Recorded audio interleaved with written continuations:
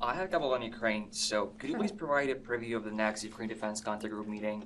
I believe it's going to be the last meeting this year, so what's the focus going to be on, and do you expect to hear any announcement about new aid packages, etc.? So I don't have an announcement yet for the next Ukraine Defense Contact Group, but you know that they meet monthly, and so I think we should expect an announcement within the next few days of when the next one will be. In terms of aid packages, you've seen us roll out pretty consistently aid packages for Ukraine. We have had to parse down our support and our security assistance for Ukraine because we don't have additional funding because the supplemental hasn't been passed. So we just rolled out our last presidential drawdown authority, and I believe that was last week. Look, when we're ready to roll out the next one, we certainly will. We know that Ukraine continues to face and continues to endeavor in its counteroffensive, and they need continued support on a regular basis. So we know that we have to do that. We know that we have to continue to meet their needs. And that's something that certainly will be discussed at the next Ukraine Defense Contact Group.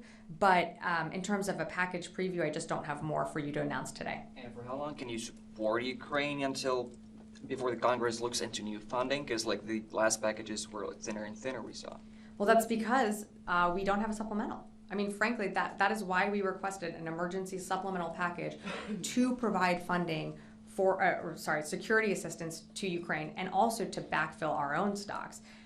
The supplemental, again, is in Congress. We continue to urge Congress to pass a supplemental. A supplemental is put forward and packaged together because it's an emergency request. It's not part of the budget process. And so we have a large amount that we want Congress to authorize for Ukraine and for Israel and for our investments in the Indo-Pacific and, of course, for our own investments in our defense industrial base. So that's something that we're going to continue to urge Congress to pass. But you're absolutely right. You have seen smaller packages because we need to parse these out. Because we don't know when Congress is going to pass our supplemental package. And so we're continuing to talk with allies and partners. We're not the only country here contributing to Ukraine's urgent battlefield needs. As you know, the Ukraine Contact Group is over 50 nations.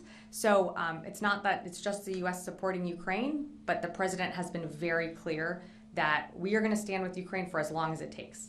And so that means Congress passing our supplemental request, and we hope that they do that soon.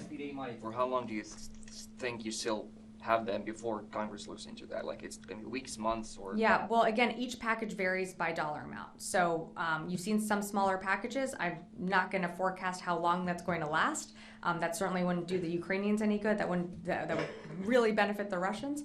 And so I'm just not going to be able to, give you a timeline on how long we're going to be able to have these packages continue to go forward. But what I can say, and what I will continue to say, is that we need Congress to pass that supplemental request.